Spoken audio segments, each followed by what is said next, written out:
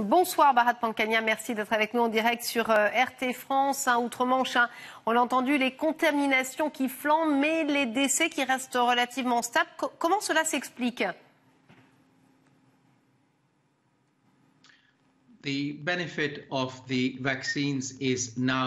C'est le bénéfice des vaccins qui est maintenant visible.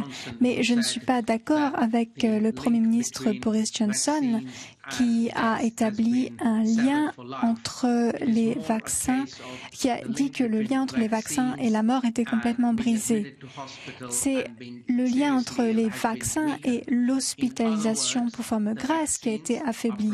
En d'autres termes, le vaccin protège la majorité de la population. Pas tout le monde, mais la majorité de la population. Voilà ce que nous observons actuellement au Royaume-Uni.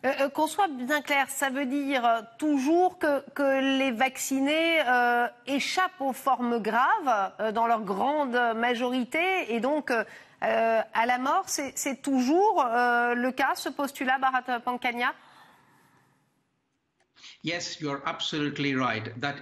vous êtes tout à fait correct, c'est bien le cas. Les personnes qui ont été complètement vaccinées, dans la majorité des cas, pas systématiquement, sont protégées des formes graves de la maladie et bien sûr de la mort. Le gouvernement britannique en appelle donc, choisit en tout cas la responsabilité individuelle. Ça ne semble pas nécessairement le cas, vous l'avez peut-être vu en France. Dans ces conditions que vous venez de nous expliquer, est-ce que le gouvernement britannique a donc raison de lever les restrictions? Ceux qui ont voulu se faire vacciner se sont fait vacciner. Les autres peut-être assument les conséquences éventuelles?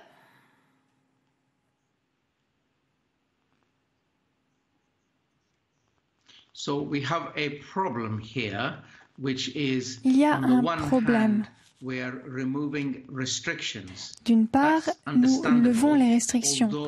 C'est compréhensible, bien que le nombre de cas augmente. Mais le grand problème, c'est que si l'on lève les restrictions, avec une augmentation du nombre de cas d'une part, et d'autre part, une augmentation des admissions à l'hôpital qui reste à venir,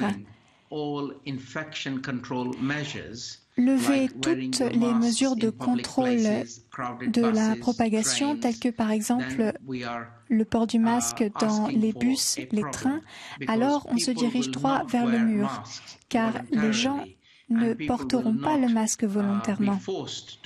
Et on ne forcera plus les gens à forcer le masque. Donc il va y avoir un problème à l'avenir. Parmi les non-vaccinés, il y a beaucoup de jeunes, on l'a entendu dans ce sujet. Pour quelles raisons est-ce qu'on a du mal peut-être à convaincre les parents d'aller faire vacciner des enfants mineurs ?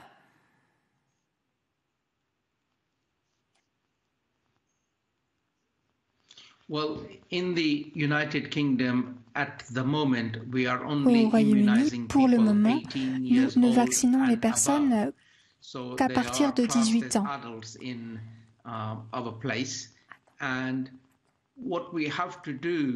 Ce qu'il faut faire pour l'ensemble de la population, c'est conseiller, informer, former, montrer les bénéfices de la vaccination qui sont multiples. D'une part, le vaccin protège l'individu, peut sauver la vie de quelqu'un et également, troisièmement, le vaccin peut protéger contre ce qu'on appelle le Covid long, c'est-à-dire qu'on est contaminé, on se remet, puis il reste en fait beaucoup de problèmes de santé ensuite. Le vaccin protège contre cette forme de la maladie également. Donc il faut éduquer, former et conseiller. Vous nous dites la vaccination, c'est à partir de 18 ans au Royaume-Uni. C'est vrai qu'on peut s'en étonner et s'en émouvoir un petit peu en France, où notre président nous a annoncé hier un pass sanitaire à partir de 12 ans. Ça veut dire qu'en gros, il y aura des campagnes de vaccination dans les collèges à la rentrée.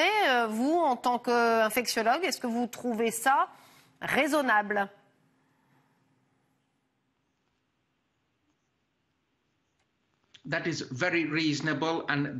C'est tout à fait raisonnable. C'est une très bonne approche. les États-Unis, le Canada, Israël, les Pays-Bas. Et je suis très heureux de l'entendre. La France ont adopté cette approche, vont vacciner à partir de 12 ans. Je milite pour que le Royaume-Uni fasse la même chose. Il y a d'énormes bénéfices à vacciner à partir de 12 ans. D'une part, les enfants peuvent être contaminés, peuvent transmettre la maladie et cela mène à une augmentation des cas. Deuxièmement, les écoles doivent rester ouvertes. Et afin d'éviter un système d'arrêt et de redémarrage permanent, il faut vacciner les enfants à partir de 12 ans afin que les écoles puissent rester ouvertes et bien fonctionner. De plus, les enfants peuvent être contaminés et les enfants peuvent contracter une forme longue de la Covid. Donc la vaccination est efficace également pour les enfants à partir de 12 ans. Enfin, un jour, tout d'un coup, un variant pourrait apparaître qui pourrait causer des formes très graves de la maladie chez les jeunes enfants. S'ils sont déjà vaccinés avec un vaccin, alors ils pourraient avoir une certaine protection contre ce nouveau variant qui pourrait être dangereux pour les jeunes. Merci beaucoup Bharat Pankhania d'avoir été avec nous en direct sur RT France.